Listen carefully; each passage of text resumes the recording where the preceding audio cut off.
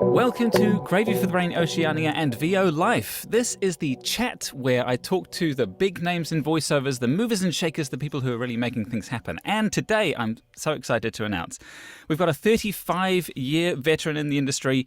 He's got a studio in Burbank, California. He's a total industry legend, a voice coach, winner of Voice of the Year at the One Voice Conference USA this year, and is about to be inducted into the SOVAS Lifetime Achievement Award Hall of Fame. It's Marc. Do you want to introduce yourself? It's Marc Graue. How are you doing? I'm doing great. I was thinking, who is he talking about? It's like, really? Wow. I had no idea I had all that going for me. I need to ask for more money, damn it. No. Exactly, yeah. I didn't even get onto the second page. How are you doing there in Burbank? I am doing so well. Actually, it's life is good, man. Absolutely. The world is a little topsy-turvy and kind of upside down, as we all know. But as far as the voiceover world, it seems to be going very well for a lot of us, for most of us, actually. It just depends, but it's good. Absolutely, yeah. How's the COVID sort of and the work from home thing? I mean, it's been great for voiceovers that already work at home. As far as studios go, has it put a pressure on you in terms of running a studio? We still have larger, like a lot of localization being where they'll take a Korean, Chinese, or just whatever it may be, whether it be a game or Netflix dubbing, that kind of stuff. And so there's still a lot of that.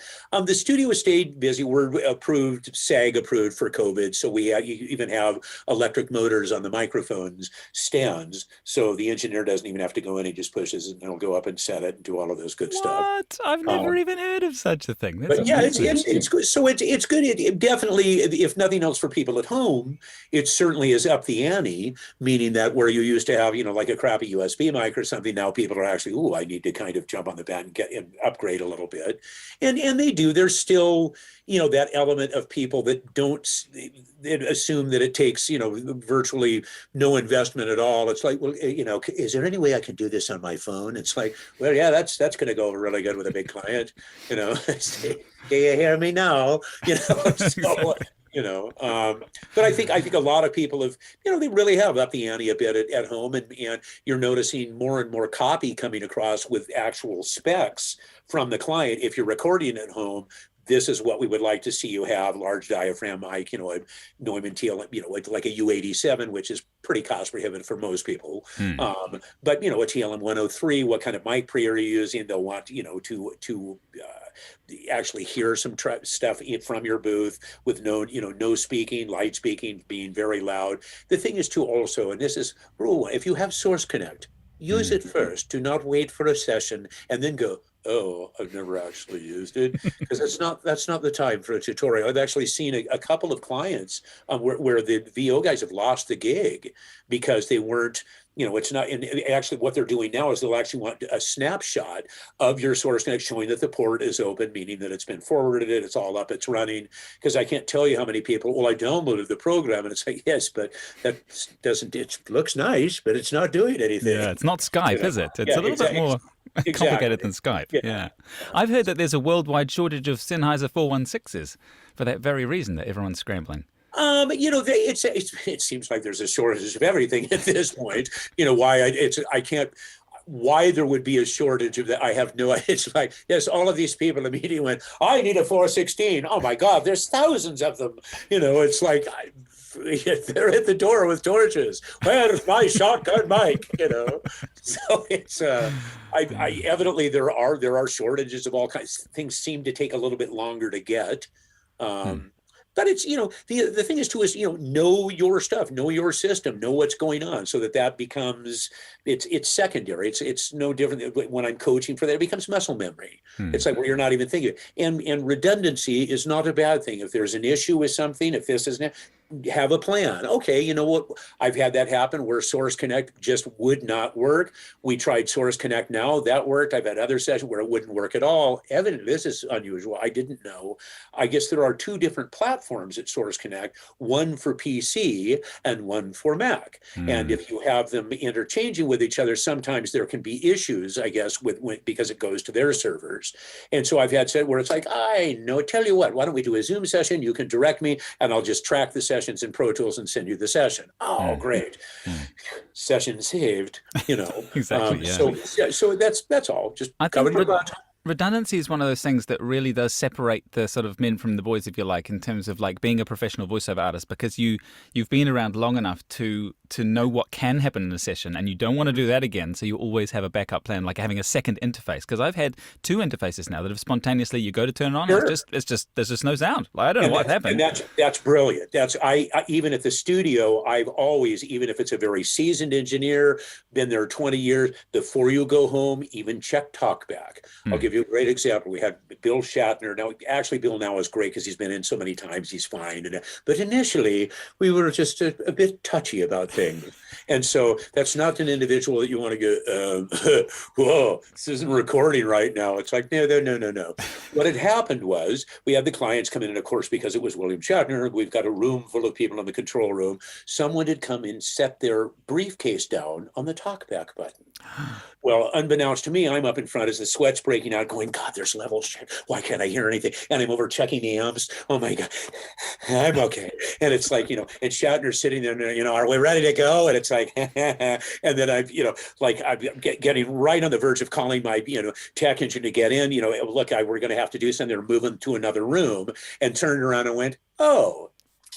And then we were right back. It was like, so ever since then, we now have things around the top that you can't do that, Exactly, so yeah. In a sense, like problems, like having issues in the booth, like and things crop up like that is the best thing, because it makes you that much stronger every time. I find, sure. As long as you do learn from the mistakes and put things in place. And like my traveling kit now has so many little solving connectors and tape and problems and solving stuff, And it gives you a beautiful set of veins in your forehead. Exactly, and a receding hairline and greyness. So onto the sort of the voice area. You are very sort of legendary as a character voice. Such a huge sort of collection of voices that you've created and curated over the years. Is that sort of how you see yourself? Do you do commercial sort of straight stuff as well? Although straight stuff is kind of a character as well. Like, where do you put yourself in the industry? Well, I mean, primarily character stuff. That's always been the running gag. Is I never play the guy next door. I'm usually the guy that kills the guy next door. Which is fun. A lot of evil. I even have a reel that's just evil guys because I do a lot of that. But it's primarily character. I mean, I do have commercial clients that I work with, on a consistent basis. And, like we were just exchanging that story, which is coming out for Toyota. So, but it really is just being prepared. I'll give you an example. I was booked for DC's Legends of Tomorrow, a TV show here that's a big, and I'm thinking, oh, okay. And obviously it's probably a woman who's possessed, and it's all of that, growly kind of stuff. And I go in, and it's an homage to E.T., and it's this adorable little character named Gumball, and all it is 9 pages of ADR, and every single loop says effort. It's that, and I'm thinking, oh, shit, are you sure you got the right guy? Did they misspell? Was it misspelled something? Hey, Gumball.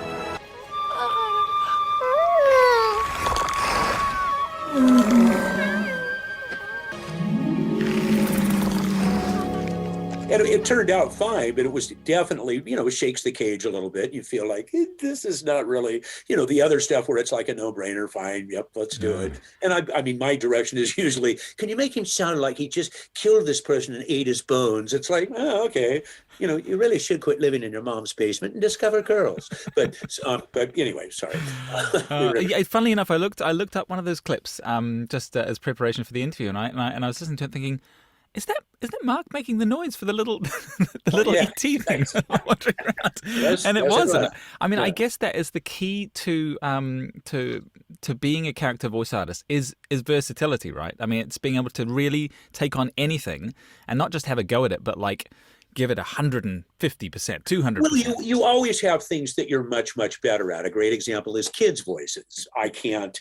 Me doing a kid's voice sounds like I'm trying to lure them into the van with a candy bar. I mean, it's like, it's not going to work. So usually that kind of stuff I'll pass on because there's people that just nail that and are spectacular and but other thing, if it's in your wheelhouse, the interesting thing too is we've now gotten to a point where we're so segmented and I mean, if it's, an Asian voice, then it has to be an Asian American actor, which I understand that, but at the same time, to me, acting is acting. I mean, that's why you're being hired as an actor, to do different, not maliciously. I don't mean that mean spirited. Or I had just recently done a project, it was pretty big, and they had me speak Cherokee, and they had a guy on the line that said, can you, so I did, and he's an American Indian. He goes, wow, that was amazing, man. He goes, honestly, I wouldn't know. He goes, that was great. And I go, well, thank you so much for being there. I was kind of cloning what he was doing, and someone had posted that, and boy, the hoop hit the fan over that. It's like, how dare you? You're not an indigenous person,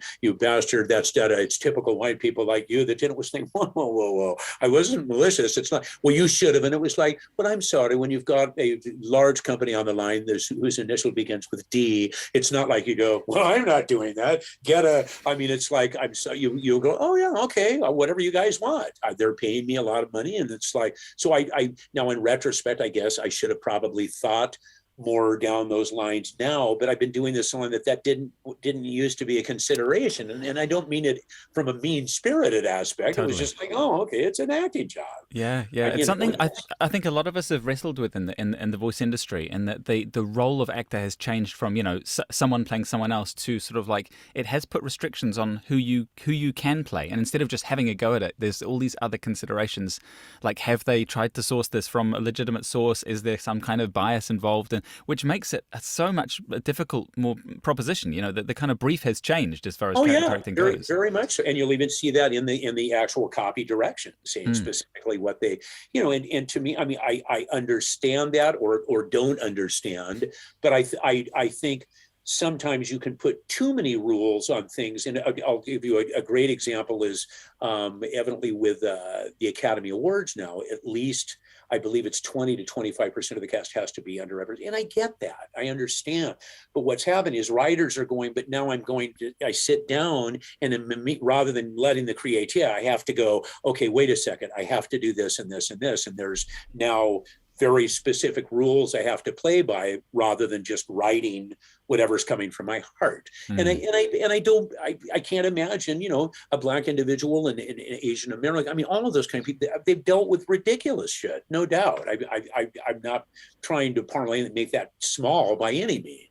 I find it's probably very rough though for a writer.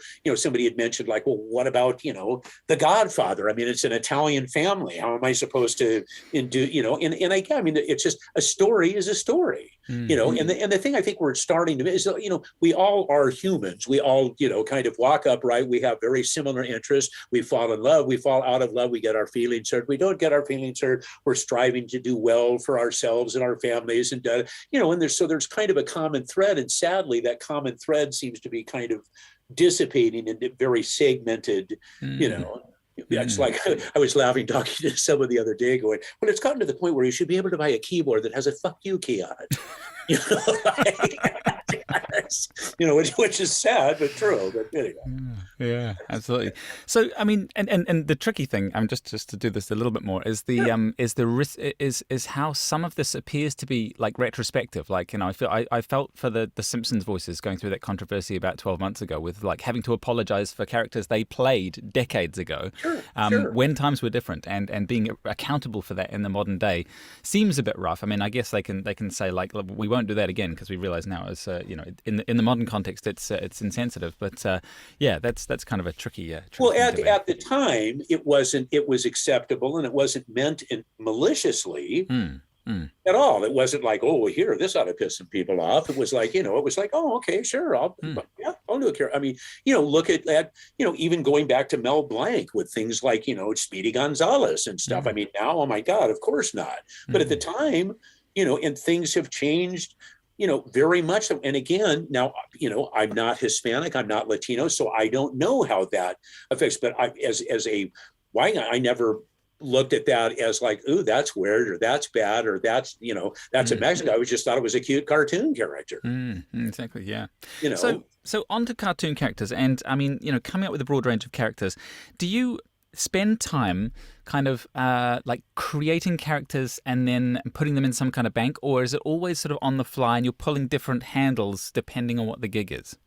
It really depends on what the gig is and what they're, I mean, you have an idea. I call it road mapping copy. Direction, and I know I'll probably get in trouble over this one. Direction, though, is so specific sometimes. I always look at it, liken it to Pirates of the Caribbean, where, well, it's not exactly rules, it's more guidelines. And it really, I mean, if you've been doing this a while, we've all seen or heard a spot. The direction was very specific, and you heard or saw it and went, really? That's where they went? That's not even close to what the direction was. So I think a lot of the time, from your heart, but look at the copy, look at, it's that classical, who are you speaking to, how many people, but that point, how is it written? Is it written where it's kind of, smart ass? Is it written like a TED talk where you've got the mic coming down and you're very passionate? And, it really depends on the style of stuff you're doing. Commercials are all a call to action. CTA, they want you to do something. They want you to go to the phone, go on the internet, get off the couch, buy something. So leave me feeling good. I mean, even the spots that run here with Sarah McLachlan and, the awful spot with the dogs, and they show them on, it's like, and you're $19 a month. We'll buy Biffy a third leg so he can walk in a circle. I mean, I'm sorry, that's terrible. But the thing is, again, it's very awful. But here's the solution. And here's the problem. And even childhood cancer, here's the problem. St. Jude's, it's like, it's terrible. But you know what? Here's the solution. And so you're leaving me feeling good. Same thing with whether it be animation or video games, you need to connect with what that audience is. If it's a much younger, sweeter, very, like a kid's thing for Nick Jr., for Disney, it's very sweet. It's very non-threatening. We years ago had done Hulk Hogan's Rock Wrestling. And they had all the wrestlers and, hey, brother, this is what we're going to do, all right? We got to find the bad guy and stop him. And they've all got this, So the wrestlers came in. They did 26 episodes. They went to test it, and all the kids are going like this. It's like, Mom, he's yelling at, hey, listen, you little shit, kind of. So they had to recast the entire thing and tone it down a bit because it was just too intense, So, and things have changed. I mean, that's changed drastically. As far as, this style of stuff and language and all of that kind of thing.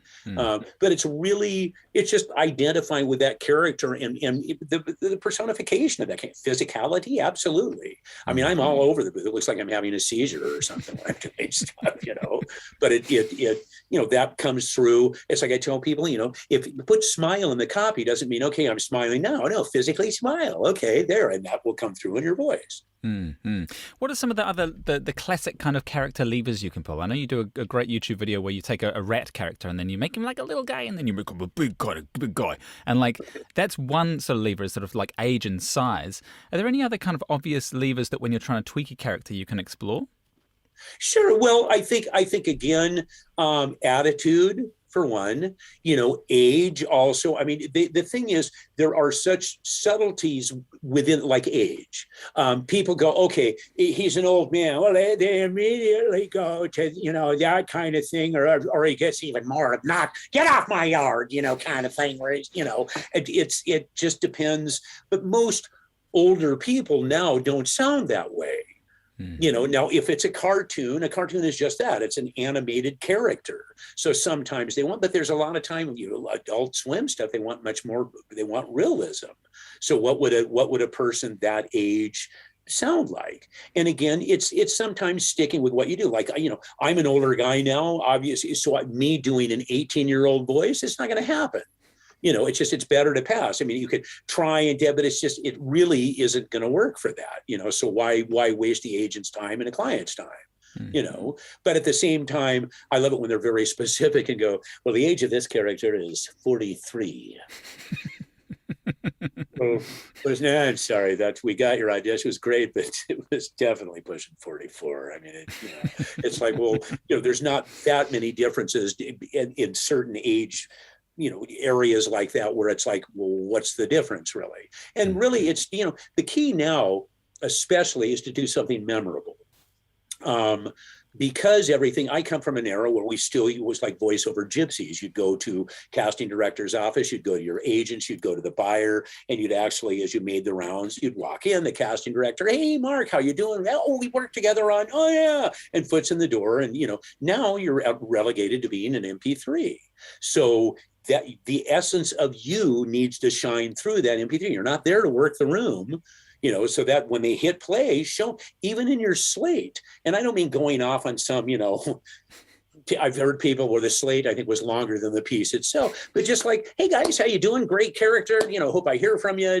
I'll shut up now. Let's get on with this, and give them a few different takes, mix it up a little bit. Look at an audition. That's your chance as, monologue night at on camera school. And it's like, hey, let's give it up for it. Hey, come on up, man. And you're up and the light comes on. It's yours. That's your chance to bowl them over. There really isn't any right or wrong. It's what you feel you should do. That's what you should do. Yeah, that's so interesting. I hadn't really revisited that because when I first got started in voiceover, I did a couple of in-person auditions, with casting directors when I lived in a big city before I moved out into the middle of nowhere.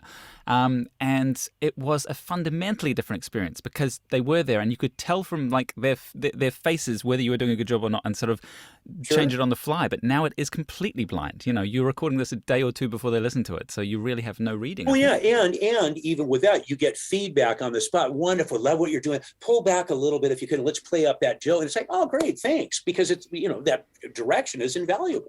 That's why live sessions are wonderful. Now, that doesn't mean that I agree all the time with what, necessarily with you kind of going, oh, okay, sure. I mean, they're the boss. That's what they want. They have an idea of the overall picture. So they know what's going on. We're just a hired hand that's like doing a little piece of this. And it's like, they know how that's going to fit into the overall thing. And we're just kind of like, oh, okay, sure. It's all right, sure. And it's not unusual to ask, can I just give you another take that felt a little, and they'll almost always go, well, of course. Absolutely not. One take, that's it. Now shut up. Don't you know who I am?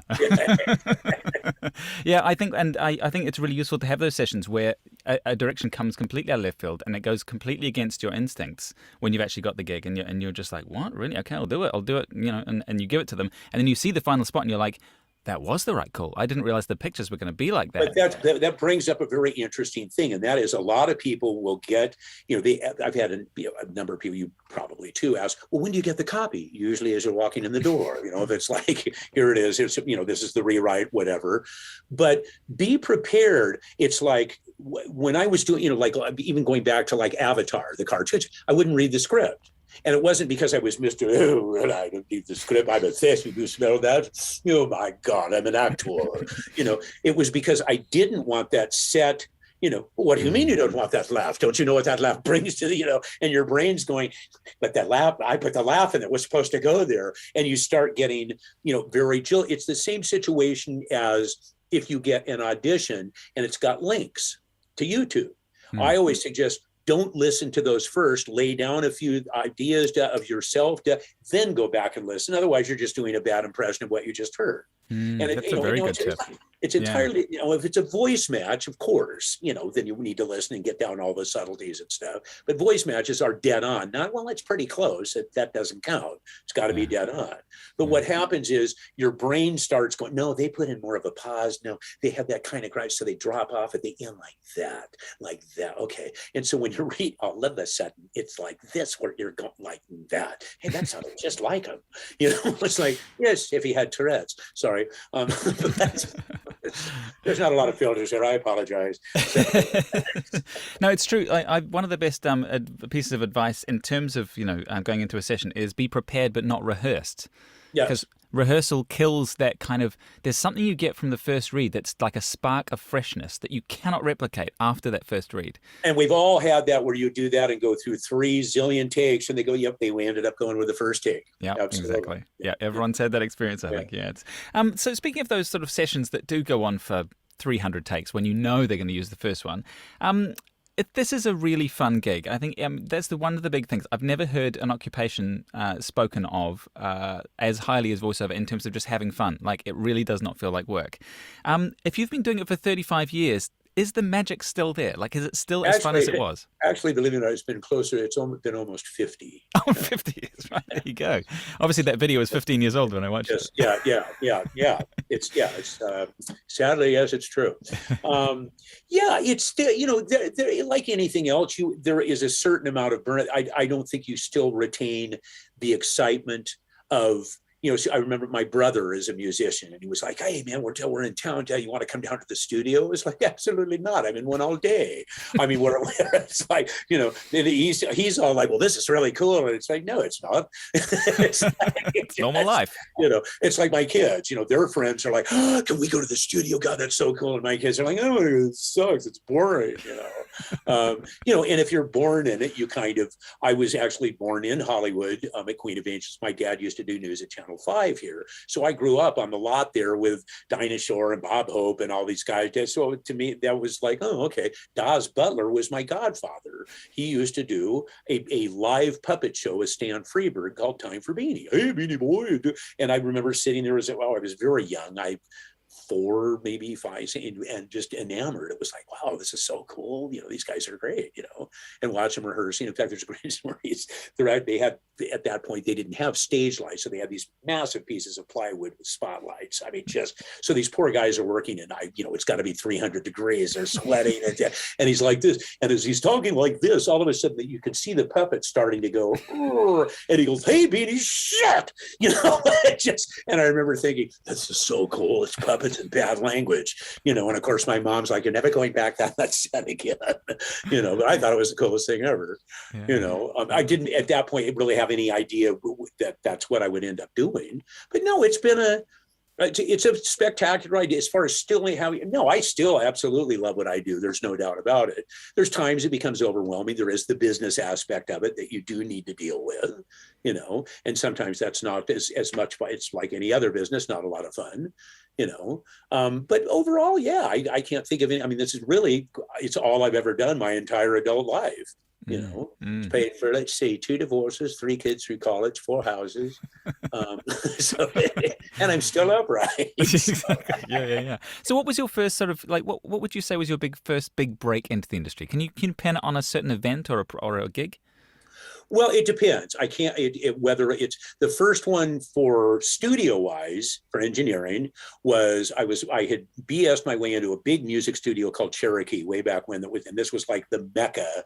I mean, all of the Cars albums and Journey and Michael Jackson and Ozzy Osbourne. I mean, it was just, in fact, when I first went in an interview, I almost knocked Pat Benatar over. It was like, oh my God, I had not a clue as far as the music part at all. It was always voice, but they decided they wanted to open a media studio doing voiceover stuff.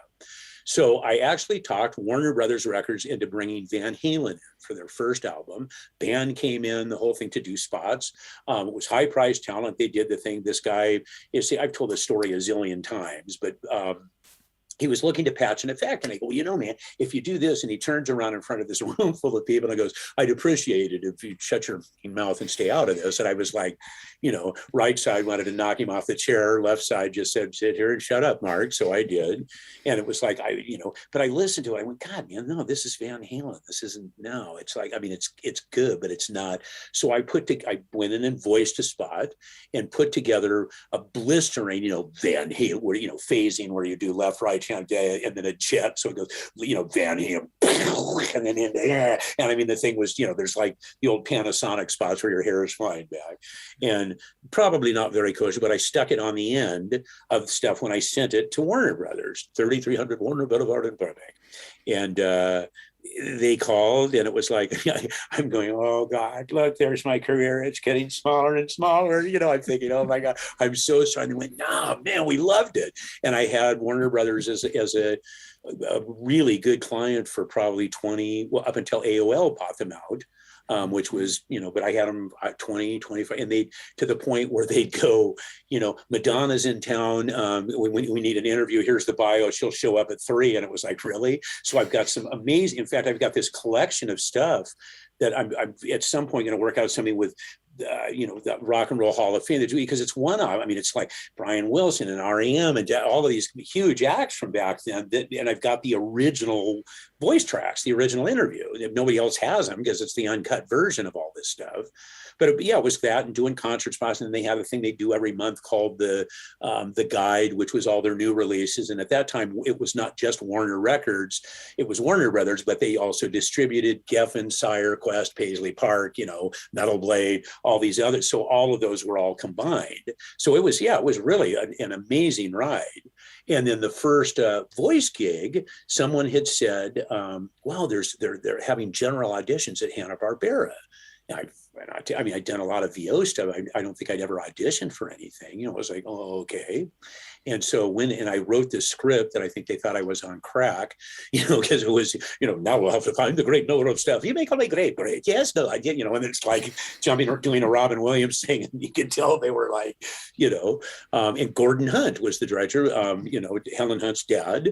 And a lot of the big directors now that were Gordon's assistants at one time there. And so that was my first, and they said, you get yourself an agent, we'll have you out here work. And was like, really? Wow. And so I had made wonderful friends with Don Pitts, who is like this iconic Hollywood. He was like the voiceover agent in Hollywood. His clients were Mel Blanc, Casey Kasem, Gary Owens, Orson Welles. I mean, it was like if you were June Foray, I mean, you name it, if you were, he was the guy. We became very good friends when I was doing stuff at the studio because I started doing demos for his clients. And I called him up and he said, get down here. We'll sign the paperwork today. And it was like, wow, really? So that's kind of how things started. Very interesting. And it kind of cements for me, because I know, like most voiceover careers you hear about, at least the sort of ones with longevity, are based on just consistency. Like I've been in the industry for 10 years. It started really tiny. It's kept being really tiny for the first 5 years, and then suddenly it just gets bigger and bigger, and success leads to success, and you meet people and you know people, and it just all suddenly catches on fire. And versus the people who are discovered in Walmart or something, and they do, they're the new voice of Disney or something, and it was just like it's their first gig, which is very uncommon. Like that's basically playing the lottery. That doesn't happen. It's the same thing with getting an agent. That doesn't happen a lot now because the field is kind of flooded with so many people. So there's ways to approach that. It's like I always tell me, it's like embellishing on a resume. Do you want to lie? Of course not, because well, yes, I'm the voice of Ford, Chevy, and Fox and NBC. It's like, really? Oh, did I mention Budweiser? It's like, and I've seen people do that. I've actually was at a party. This happened a couple of times, and people go, well, yes, because I'm the lead. And it was like, no, you're not. Oh, yes. And it was like, well, no, you're not, because we record that and you're not, and it was like, well, I mean, I was involved with the scratch tracks, and it's like, that's a little different.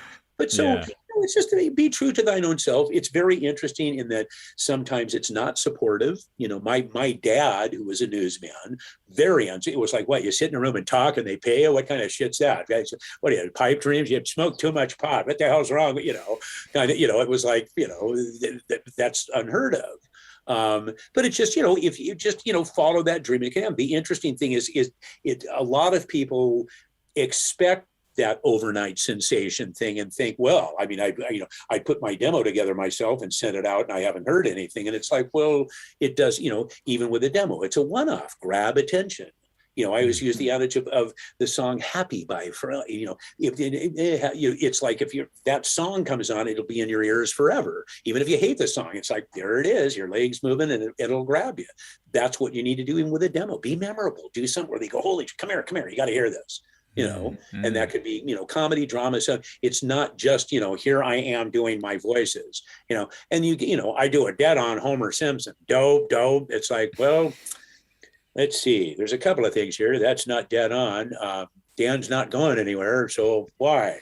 Exactly. Yeah. And speaking of that, one of my next questions was, like, there are lots of people, especially from the sort of computer game player world, who are told they have great voices, and they do like, great impressions at parties. They're an absolute hoot. But there's a difference between being good at parties and being a professional voiceover actor, although it doesn't seem like it on the face. So what is the sort of key difference between having a great party voices and turning that into like professional voices? The main key, honestly, is that when you do a party voice, there's 3 lines that you do, and you nail those, and it sounds exactly like the character. If I go, there you go, here's the script. You mean in that voice? Then we're going to start, and now you're going to find it's going to be a little more difficult to do. There are certainly things, voice matching is very good. Big movies, that is a huge business for people that really do dead-on character. Al Pacino's, contract make, how many ever $1 million to do the thing, but if to come back in and do ADR, either he flies, says, I don't want to do it, or it's an extra $5 million. And they can pay, a stand-up comedian who does a dead-on Al Pacino in his act to come in and do it and work for, $1,000, $2,000 for the day, and knock it out of the, and you would never know that that's who that was, that it was in there. And so that kind of stuff is great. But with that sort of thing too, you need to be brutally honest to yourself, and also realize, like, okay, who are you voicing? I mean, it's like, is that person going anywhere? I mean, why? I mean, it's a great thing to have in your cache of voices, but putting that on I mean, it's like, does that mean, I mean, why? It's kind of a moot point. If the person's already doing that voice, it's not like they're going to, well, did you hear the guy do that? Let's fire the guy that's done it for 10 years. We're going to bring him in. Exactly. Yeah.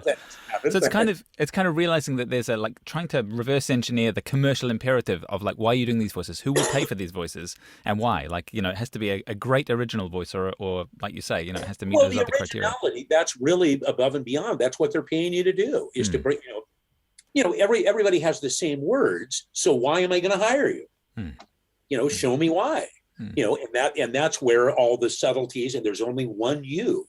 So you need to bring you to that audition process. So it's like, oh, this is kind of a different take, and that's what I was saying before, as far play a little bit. Play a little. Sometimes if you carry something, I've done auditions and booked the job and go, God, we got your audition. Geez, it was so pumped up and twisted. It was like, gee, you sounded like a total, mass murder. It was like, well, great, I'm here. You hired me, and it's like, well, maybe we'll have to pull it back a bit. It's like, that's fine. Good. Yeah, exactly. Yeah, showing that you can go the distance, is a really important thing. And one of the other things I want to talk about is that what separates really good actors from sort of novice talent, say, is their ability to really commit to a role. Like more than 100%. Like you hear people trying to do voices where you can hear they're doing a voice. They're pretending to be a voiceover artist. They're not actually living that character. So how does one from starting to do voices, golf to being voices? Well, first off, visually, picture in your head, what is this? Is he fat? Is he going to be rotund? So he has that kind of, like it's down in here. Or is he going to be up in this thing? What, he's a little weaselly? Say, what do you think you're doing? Yeah, that's kind of sleazy, kind of thing. It could, whether it's, but think in terms of, a little, I hate saying outside of the box. I feel like, Tony, let's all walk on the coals, It's just, it's like a witch voice. If you ask a girl to do a witch, immediately she's going to go, I'll get you, my pretty, and your little dog. It's like, well, why couldn't she be a 400-pound witch with a lisp and an English accent? That just, and I mean, sometimes, copy can get very specific, but feel free on that. Like if you're doing a second take, give them something that's very, very different. The interesting thing is a lot of people, when you're doing 2 takes, one is going to be loud and one is going to be quiet. And it's like, the problem is that we all have our own personal natural style of reading out loud. And so change up. I always tell people, change your inflection, change up, like put the emphasis on a different set of words when you get loud. And now that's going to change that up and make it sound very different rather than, oh, he sounded loud, he sounded soft, but understand that audition process, they don't know till they hear it.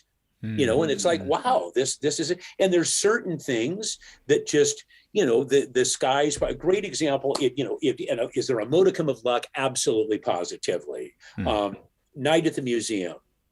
Brad Garrett originally did the big tiki head, right? The Eastern name, that was that Yum Yum. And so he didn't want to do the ADR. So I got the gig doing the ADR, which was great. Then I got video game. That was great. The ridiculous thing was Hershey's and McDonald's, where it's just, like grabs this thing, throws it, and I go, yum, yum. That's it. At that time, I was still with William Morris, and even to the point where they called and said, well, look, Hershey's wants to use it as a rollover on their website, yum, yum. Yum, yum, and was like, but they don't want to do another session. They're asking, if they could just do a buyout for 15 grand. It's like, Oh no, because I just sold out for lots more than that. It's like seriously. So occasionally those do come in where it's a ridiculous amount of money and things fly and you have those big gigs. But the reality is no, a journeyman voiceover person, you're doing a little of this, a little of that, this, that, my thing is pretty much curious. So a lot of video game stuff, animation, video game stuff is huge right now. It's massive. Captive audience. So, but like dialects are very real, and it's not like, oh, look at that, it's Lucky Charms, oh, there's pink hearts, yellow moons, and whatever the hell those brown things are. I'm not putting it in my mouth. It's you want it to be more realistic than that. These are pretty. The AAAs are pretty gritty. I want to talk about the difference between like what the key considerations are between sort of like games and cartoons, which is the stuff that you're famous for. So starting with games, like what is the state of game VO? It's gone. We used to just say computer games and knew what it meant. Now you've got AAAs, you've got casual games, you've got mobile games.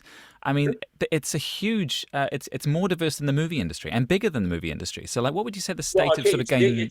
Not only bigger than the movie industry, as of this year, right now, it's twice what the movie industry and sports industry combined are. Wow, that's amazing. It's incredible. It's captive audience. Especially during COVID. That would have and then they came out with the new PlayStation 5 and the new Xbox, and then of course they had problems with it. But I had a pipeline of like a whole zillion games. We're sitting there, you didn't have anything to play them on. So it was like, well, we're not. Are you in? I can't really talk about that right this minute. And do you think it's important to play games as a voice actor to see what everyone else is doing and see what's expected? No. I've had a lot of people say that. I've seen stuff on the internet with, and I've had, clients dealing with, well, I've had so-and-so told me that, you really can't, be voice games unless you've played them. And it's like, well, I'm a great example. I'm too old. My fingers are too fat. You have a director that's telling, and they'll give you a full backstory, and it's exactly the same as an on-camera session or whatever, except they're giving you, this is what's happening. In this case, they're running up, you're trying to, keep these people at bay, or we really want emotion. You're actually walking up and realizing that the village is burnt down, your family is dead, and that's where that emotion, where you're willing up, it's pretty serious, war cries, full volume. I mean, the cinematics are so real, it's crazy. So that's I think probably of all the genres of the video game stuff probably requires the most acting, because that emotion is huge. Yeah, exactly. Yeah. And there's always that disconnect between, if you do, like, I think students are always really surprised at how much more you have to give this side of the mic than comes out the other side, like through a video game or through a TV. Like, you have to give so much more. When you see the sessions for like SpongeBob SquarePants and stuff, people can't believe that people are like, they're kind of like veins are popping because there's so much effort going in.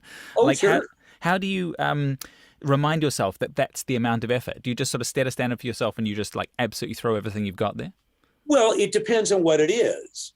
It depends on what kind of a character you're playing. I mean, I've done, a bazillion orcs, going all the way back to the very first Warcraft, all the way up through the Warcraft movie, all the different versions of it. I don't know, I've done, 8 or 10 or something. But but an orc, he still wants to come home. So there's still a I don't want to say humanness, but there's still emotions there. We were laughing the other day, though, even dialect-wise. It goes, when did all trolls become Cockney? Or Exactly. Yeah. It all got that Carol. Let's eat his face. It's like, why couldn't he be from the Bronx? Let's eat his face. But they've all got that very, and you can, definitely. When we did the Warcraft movie, everybody was like, "Yeah, man, that was great. See you Monday." It's like throw rough going on there, but yeah. And how does that work? Because I've always struggled with. I've wanted to sort of just dip my toe into video games, see if it's something. Because I'm mainly sort of in the commercial sort of corporate space, and it does get a bit sort of like same, and I like to mix it up and it is fun character voicing, But I'll I struggle. Just a minute, Mom. I'm dipping my toe. Really? But like I struggle with that with like the screams, exertion scripts, for example. They're quite hard on your voice. Like, what are some of your tips in terms of staying healthy and keeping your instrument in one piece? Well, I think I've been doing it for so long, you don't really even think about it. You go into, but honestly, I've had sessions where I came up, and the only thing, honestly, above and beyond shut up. You just need to not talk for a couple of days, which my girlfriend seems to think is wonderful. I don't know why that is. All the things with, honey, throat coat, lemon, all that stuff, that's fine. I'll, guzzle throat coat while I'm doing a session like that. But you just, you just need to rest. And, there's certain, even efforts, virtually all characters have efforts. If it's like you're being attacked, air's going out, and they'll go, give me a set of 5, you've been hit, give me a set of 5, you've been stabbed, give me a 5, you've been a sword. And then attacking is usually a 2-part where you're picking up, and that kind of, feel to it. And there's tricks with that as far as efforts and stuff, but usually a good director will keep that till the end. And do it at the end of the session and kind of let you know. And sometimes, it's hard. I mean, it's what's bad is when because half the time, honestly, even more than I really don't know what I'm doing. It's like, okay, I booked this character and it's like, okay, great. And so we do it and they go, okay, that was it. Let's do the efforts. Great. Do it. And I'm thinking, all right, we're done. Oh, here, we've got another character here real quick. It's like, oh, okay. And even so, they can have you do 3 characters and then only pay. Usually you've got one main and the other 2 are incidental. And they're usually very good about, it's not like they're mean or terrible, but some sessions can be very, very grueling and long. But video game guys, if like when you've worked with them a while and stuff, be prepared. Video games are usually an ABC of each line, meaning you're doing 3 different takes. So you don't want to go, and it's great, and it's great, and it's great. That's not really helpful. So you want to make sure you switch that up because different intent. That's not, if they've worked with you a while and stuff, like with now, they'll usually let me get away doing a full page of stuff and going through, and then they'll go back and have me do pickups. If some, or they'll just go, yep, let's move on. It just depends on whatever they want, but just, it's kind of be prepared for whatever comes your way. And sessions can be, the interesting thing with video games is a lot of the time, the casting process may only be 4 or 5 lines. And if you book the game, it may be 22 pages of dialogue, so it's a very different kind of a feel. And so it's just, it's really not, it's not brain surgery. If it was, I'd be in a lot of trouble. So it's really just kind of, but thinking in terms too of what they have. There's some people that don't have that thought process. We call it American Idol syndrome, where it's like, no, just bring it down like this. I am. No, bring it down like this. I am. And it's like, okay. And it's not going to happen. I've got a great story we did we were doing spots for Captain Morgan Run. And the line is, Captain Morgan, what do you say? That's it. Captain Morgan, what do you say? And the guy keeps going, Captain Morgan, what do you say? And it's like, no, and he wasn't hearing. I go, no, man, it's just a throwaway. What do you say? What'd you say? No, you're not asking a question. It's just like, Captain Morgan, what do you say? Got it. Captain Morgan, what'd you say? It's like, no, you're turning into an old Yiddish man like that. What'd you say? Absolutely. I've had that experience, in terms of mentoring and stuff, and just come to the conclusion that voiceover really is more about listening than doing. Like it's listening to yourself and it's listening to others and what others are sort of asking you to do, and making sure you're doing. Connect works too, the interpretation of what they're telling you. Oh, okay, sure, gotcha. And that's why when you do this, like doing 3 in a row, it's like, but I always pride myself on, they book me for 3 hours and I'm done in an hour and 10 minutes, because I'm usually pretty fast and can zip through stuff pretty well, just not like, ooh, it's just, you kind of like anything else, again, muscle memory, you know where to go, you've done a zillion of them and say, oh, okay, sure. No problem. I think it's easy to forget as voice artists that we like part of the skill is knowing what we sound like when we do certain voices. Like we know exactly what we sound like, as opposed to like normal population who, when they hear themselves go, oh my God, do I sound like that? There's that disconnect. Whereas like the point of being a voiceover is being a sounding board and offering all these ideas, but knowing exactly what each of those sound like and being able to modify them. It's true, to that point. Again, a lot of the time I don't, many times I don't listen to the finished. I had a series for 11 seasons on Nat Geo called Alaska State Troopers, and narrating it. And I don't consider myself an overwhelmingly great narrator. Guys, I do a lot of characters, but it was like great. I mean, obviously 11 seasons, that's a great run. I think the best comment ever was at a family gathering, and my daughter was there, and they said, "That must be really cool to hear your dad on TV." And she goes, "No, because every time I hear that voice, I think I'm in trouble." Exactly. Yeah. Well, my work here is done. Yeah. But again, it's so funny how that I heard a clip of that documentary when I was researching this, and it's almost a character, that kind of that kind of police documentary. It's like these guys thought they could get away from the cops, and that's what they wanted. Yeah. That's the key, is that it's not. I've had people, look at, well, this copy is just stupid, I'm going to change. And it's like, that's not how it works. You're going to get copy that's like, really? Okay. I mean, it's like, you can, make it at least so that it's, because a lot of the time maybe it was written by someone who doesn't, English is not their first language. So you may be able to clean things up a little bit. A great example of that, which is prime for that, is anytime you're doing localization or ADR for like a foreign film and doing dubbing into America, you're constantly having to change stuff to make it fit lip flap. All the time. Yeah. Whereas these words aren't going to fit, so you're going to have to add an and or a if that's looking closely to it, and that's a constantly changing kind of thing. And I mean, Netflix is really, and the others are doing it too, but they've changed the localization game, and that they change everything into every language basically to just give it complete worldwide reach. And they still pay nothing. Oh, did I say that? Sorry. Don't put that part on. No. But it's kind of a special skill, isn't it? Like, and do you have the facilities at your studio to sort of do the in-person ADR, watching the lips, recording at the same time? Oh yeah. We've got the ADR stage. Yeah, it's got a big 15 by 15 foot screen with we've got banners and that come across. It'll go into locks. So it'll go beep beep beep, and into talking, playback, production, audio. Yeah, we've done a ton of. I mean, I think probably the coolest was we worked on what was it, of the sea, with Ron Howard movie. They said, hang on, the day he was at Pinewood, he goes, the director wants to jump on it. It was Ron. It was like, oh, cool. That was kind of a neat, Yeah, absolutely. Yeah, we do a lot of that. And we always laugh if it's a particularly bad Christmas movie and it's on Hallmark. Let's see, Hallmark, it's any of those, and it's got Billy Ray Cyrus. Chances are we probably did the ADR. Just saying. I found it an interesting fact that like overseas, like the big American stars have their own ADR voice, which always voices for that movie character overseas.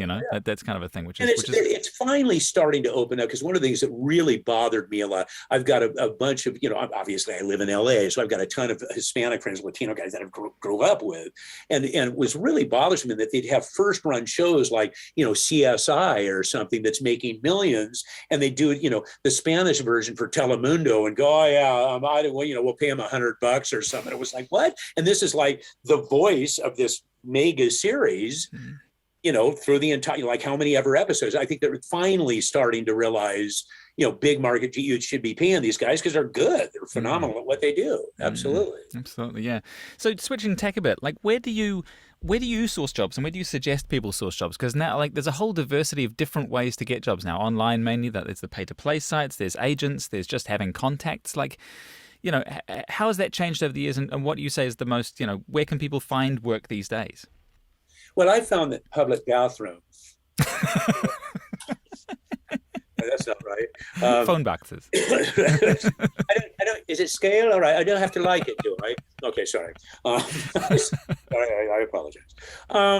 It really it depends on your skill set as far as what kind of stuff you want to be looking for. You'll see tons of stuff on the internet about you don't need an agent, and it's like, well, that's because you don't have one. It's like, why would you not want someone in your corner whose only job is to get you work, and they don't get paid unless they're getting you work? I mean, that's, and a good agent has contacts. It's like, and there's agents that are more connected in specific areas. I mean, if you want to do video games, you want to find somebody who's in bed with Bright Skull and in bed with Insomniac Games and in bed with, Blizzard and all the, same thing with, if it be, animation, and you want to do that, then make sure that they've got those contacts, Portia, Scott over Coast to Coast is great. Heather at Atlas. I mean, all these guys, Pat Ray, she's leaving CSD, but there's a bunch that are real, and they have those connections. They built those connections over years. So if, let's say, so-and-so at, Disney is doing a dub, that's who they're going to go to, which means you're going to audition for it, Yeah, absolutely. And that's the bigger jobs, which brings us to an interesting thing too, union. In the States, obviously the governing union, where it used to be two little piles of stuff anyway, it was American Federation of Television Radio Artists and Screen Actors Guild. Now they've combined. Definitely opens the door to better paying jobs. There's residuals, there's that kind of stuff. However, what's happened at this point, seriously, if to be very honest, it's probably about 80-20, about 80% non-union work and 20% union. And that's changed dramatically. And quite honestly, the union should have jumped on that a long time ago, rather than they've kind of treated the voiceover thing as kind of the bastard redheaded child, like, oh, yeah, whatever. And now they're going, oh, it's like, let's see that little tiny speck. That's the boat that sailed, so, hopefully they'll catch up, and, but it's and cross that, there's the Taft-Hartley Act, which that can get you into the union if it's just, that's a whole nother puppy, but it's quite complex for people on the outside. I mean, I know I've been Taft-Hartleyed onto a few things, and yeah, boy, when you get a taste of that sweet nectar of the union, it's hard to stop. But it's hard for people to get that first gig, especially if you're outside the States, because you then kind of have to either commit fully or not, and it becomes it's a very confusing mess. And the biggest thing with that, if you're outside of the States or outside, if you're mid-America, make sure that connectivity, you've got that, and how that system works. IPDTL stuff works pretty good, but Source Connect is like Pro Tools. They came in standard. Exactly. Yeah, and exactly. Everybody had, and if you do, that opens the door. You don't have to be. I'll give you a great example. The Raina and the Dragon, the Disney movie, that was all done at people's homes because of COVID. And for Disney to do that is unheard of. And a lot of the time, companies will even send out a rig. They'll actually, which I've never really understood the purpose, because if you have a crappy space, it'll reproduce that crappiness flawlessly. But sure. So the recording into home, has become a much more, where it used to be, it was like, 2 or 3, Don, LaFontaine, I knew Don, we used to do all those crappy Steven Seagal movies back in the 80s, and it's just, but Don having a home studio, Danny Dark, the voice of NBC, those were like, oh my God, you have a home studio? Jeez, really? And at that time, the whole reason Don had a limo was not because he was, it's because there wasn't ISDN, there wasn't, so he had to actually go from session to session to session to session to session. And in Los Angeles, that can wear you out very quickly, so that was really the main reason. But it's that connectivity thing will open the doors to everywhere. It will, exactly, and it is just a sign of just how things have changed, and how it's democratized it in some respects. Like from me in little old New Zealand, being able to get these gigs in the States, but with just I don't know, work and just hanging in there for a long time. Sure. Yeah, but it has kind of opened the door, which is fantastic. I realize we're fast running out of time, and we've covered so much ground. Let's talk really fast. This will be really great. So I guess actually one of the things that came off the back of the games thing was, have they started taking casting and recording in-house at these, because they're such big games, they require so much recording. Do they still outsource? As far as the studio itself? Yeah, are they outsourcing the recording and the casting to agents and stuff, or are they starting to maintain their own books? Still, sure. They'll still, it's the bigger companies they pretty much know who the players are and what they do. But yeah, they'll still there's studios that they feel comfortable working at, and they know the engineer, they know the quant. So you have a rapport, just like you would with anybody else. It's like you've got this group that's recording. So your writer is in there, director's in there, you have your engineer in there, you know what the place is like, what the food's going to be like, what the how the day is going to go, how the tracks will sound, all of that stuff. So there's that portion of it. Although occasionally they will actually bring, Blizzard still has a big facility down down in Orange County, and I went down there recently to do a thing that's coming out later. But so you have that kind of stuff. As far as casting, yeah, but they'll outsource from a standpoint that sometimes they'll throw a wide net. just to see. And the interesting thing is now that net is even wider because of what we were talking about earlier. They want if they want, Northern Asian, we want somebody that's Czechoslovakian. They want somebody that's Czech, that speaks Czechoslovakian, that may have an accent, but it sounds very real. There used to be a guy in town here that did named Middleton. Birdwood did ADR for films, and he had this ridiculous list of stuff where he'd do a Sylvester Stallone film, and it would be like, okay, well, this next scene they're in Pakistan, and he'd go, oh, what province? And they'd go, oh, it's da-da-da-da. And he'd have three guys that would come in and do and it's so you're watching. And so even somebody from Penn would go, well, God, they're there, even though they're on a back lot, somewhere. So it sounds but games are even evolving to that where they are looking, depending on what it is, but a lot of realism.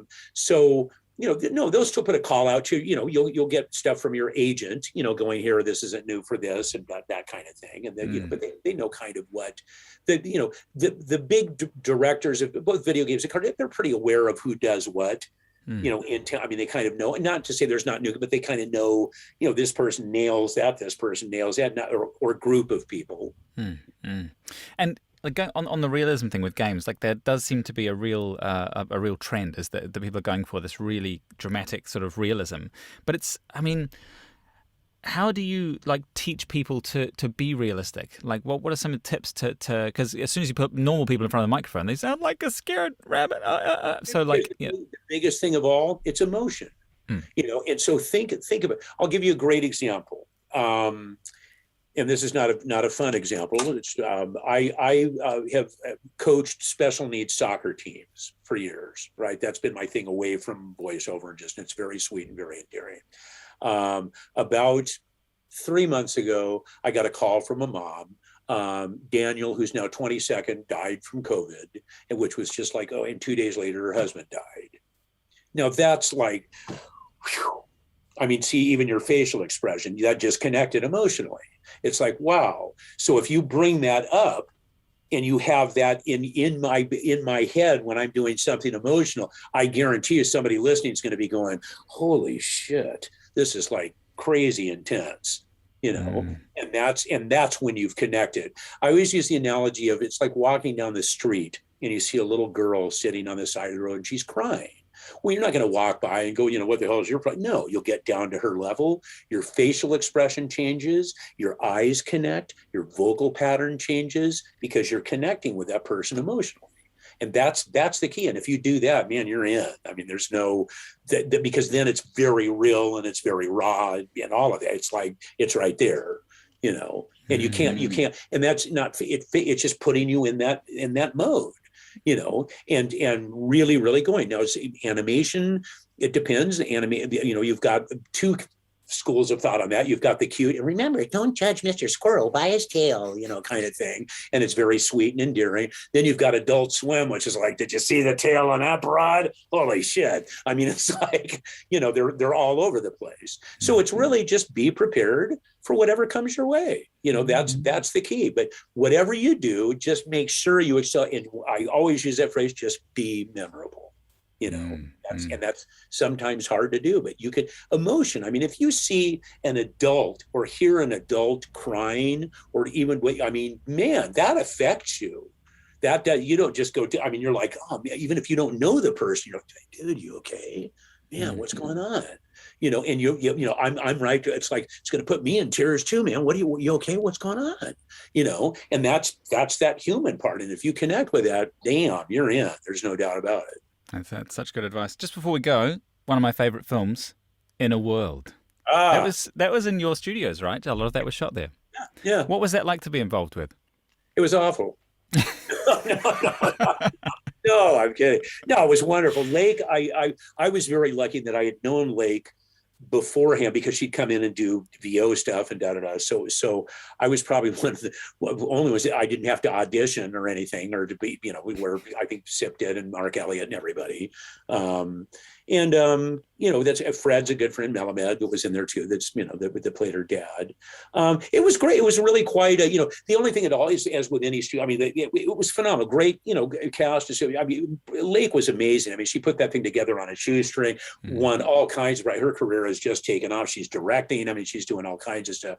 But there were those moments, where I, go, okay, I know I've got a session, guys. We can do this, but hallway is fine, but we can't use Studio A today because I've got sessions. And then I walk up and go, "Where's the fucking door?"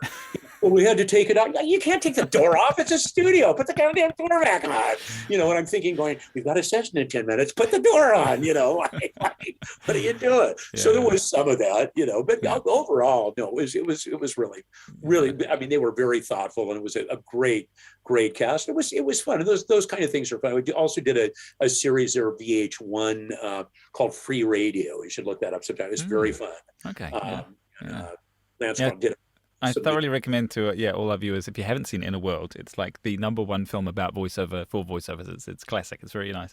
And it's got a heart to it. Absolutely. It does. Yeah, absolutely. It's a very nice, well-rounded thing. Well, we've reached our time. Thank you so much for joining me today. I wanted to say as well, you offer coaching on voiceover and a broad range of things. What's the best way for people to get in touch? You can reach me at www. Oh God, that's novel, isn't it?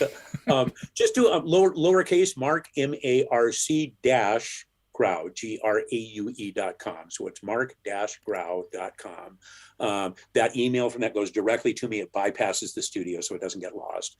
And that way, and I'm pretty good about getting back, immediately. But yeah, it's MARC-GRAUE. Don't try and pronounce the last name. It's pronounced.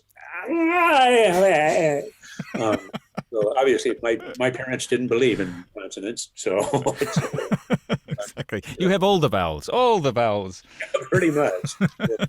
Well, thank you so much for joining me today, and I really look forward to watching the ceremony at Sovas this year. Unfortunately, I can't be there in person because of the whole COVID thing. Well, thanks, but yeah, it's funny when they called and said, we're giving you a live. It was like, you sure you've got the right number? Like, really? Okay, and I'm flattered. I think at this point it's because I'm old and still alive. So exactly. I won. I'm still here. Hey, my pants are squishy again. Anyway. Thank you so much for joining me. You got it, man. Thank you so much for having me.